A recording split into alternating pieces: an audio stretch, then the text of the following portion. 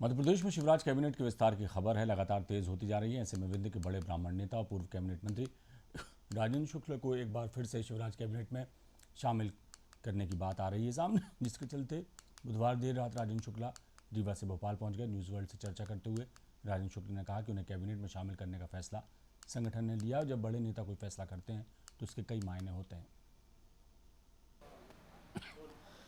मध्य प्रदेश विधानसभा चुनाव के मुहाने पर खड़ा है और ऐसे में एक बार फिर शिवराज सरकार के जो मंत्रिमंडल विस्तार की लगातार अटकलें तेज हो गई हैं। लेकिन अब ये साफ हो रहा है कि अगले 2-3 दिनों में मंत्रिमंडल में कुछ नए सदस्य जुड़ सकते हैं। हमारे साथ राजेंद्र शुक्ला जी हैं, जिनका नाम सबसे ऊपर आ रहा है और ये माना जा रहा है कि इस बार फिर उन्हें मंत्रिमंडल में शामिल किया जाएगा। उनसे बात करेंगे। सर, ये लगातार खबरें आ रही हैं कि आपको फिर से मंत्रिमंडल में शामिल किया जा रहा है, क्या सूचना आपके पास है? मीडिया में ही के माध्यम से मुझे भी मालूम पड़ रहा है कि विस्तार होने वाला है। अभी कोई ऑथेंटिक खबर जब आएगी तभी कुछ बता पाना संभव होगा। लेकिन ये कंफर्म है कि आपको मंत्रिमंडल में शामिल किया जा रहा है, क्या कहेंगे? ये कैसे हो सकता है कंफर्म, जब कोई सूचना नहीं है तो? जब तक सूचना नहीं आती है। हमारे पास तो है सर। हाँ, नहीं, ये आपके पास है, लेकिन जब हमारे पास आएगी तभी हम बता पाएंगे कि इस प्रकार का कुछ हो रहा है।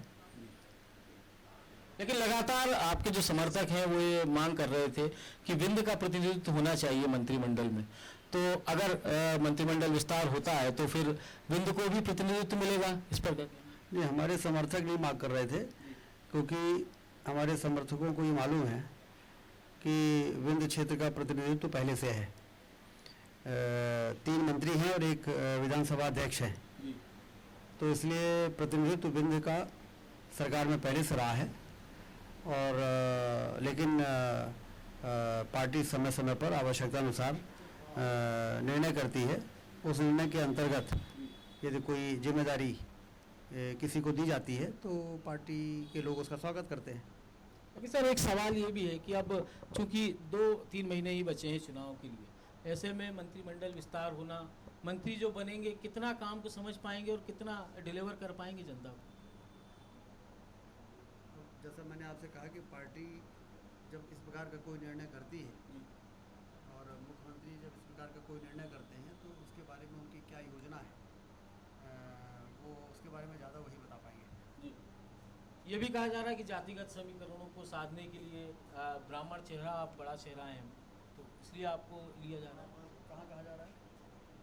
चर्चा है राजनीतिक गलियारों में। राजनीतिक गलियारों में चर्चा होगी, बाकी कौन कह रहा है और क्यों कह रहा है और उसका यदि जवाब आपको चाहिए तो वही दे पाएगा जो कह रहा है। आपको क्या लगता है?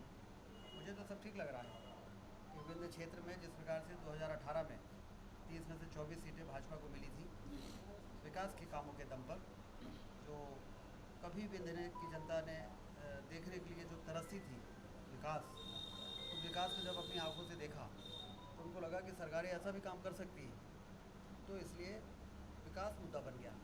नहीं, पहले विंध्य में चुनाव में अन्य मुद्दे रहते थे, जाति के मुद्दे रहते थे, सामाजिक मुद्दे, और जो क्योंकि विकास दिखा नहीं तो अन्य मुद्दों पर लोग राजनीति करते थे।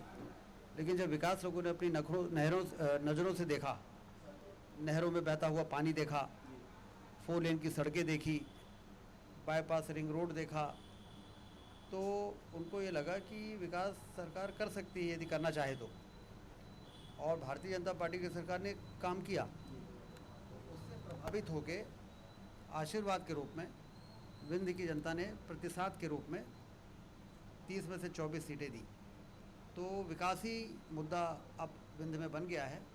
विकास कंटिन्यू रहे, उसमें कोई रुकावट ना आने पाए, इस आधार पर 2023 में भी विंध्य की जनता भारतीय जनता पार्टी को ही मजबूती देगी, जिससे आने वाली पीढ़ी का भविष्य जिन विकास के कार्यों के दम पर बेहतर होता है वो बन सके।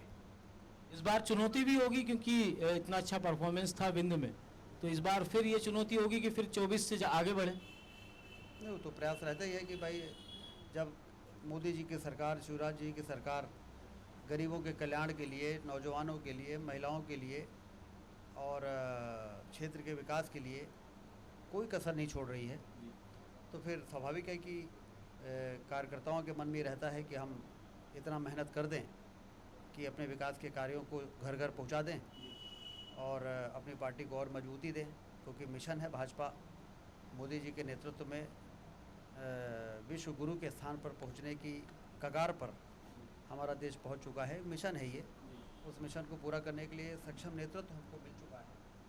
तो इसलिए वो मिशन पूरा हो। और जब जनसंघ की स्थापना हुई तब से इस दिशा में काम शुरू हुआ और आज वो पूर्णता के करीब है।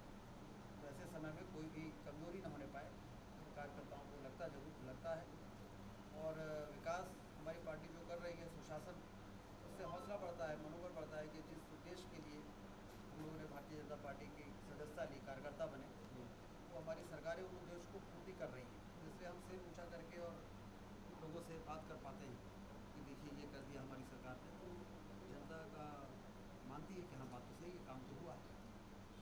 साफ तौर पर राजेंद्र शुक्ला जी थे, हालांकि अभी तक इनके पास मैसेज नहीं आया है, लेकिन ये रीवा से भोपाल आ गए हैं, इसका साफ मतलब है और लगातार बधाइयों का तांता भी लगा हुआ है। तो जल्द ही सूचना भी आएगी और शिवराज कैबिनेट में एक बार फिर से राजेंद्र शुक्ला जी शामिल होंगे। कैमरा पर्सन साजिब के साथ विनीत पाठक, न्यूज़ वर्ल्ड।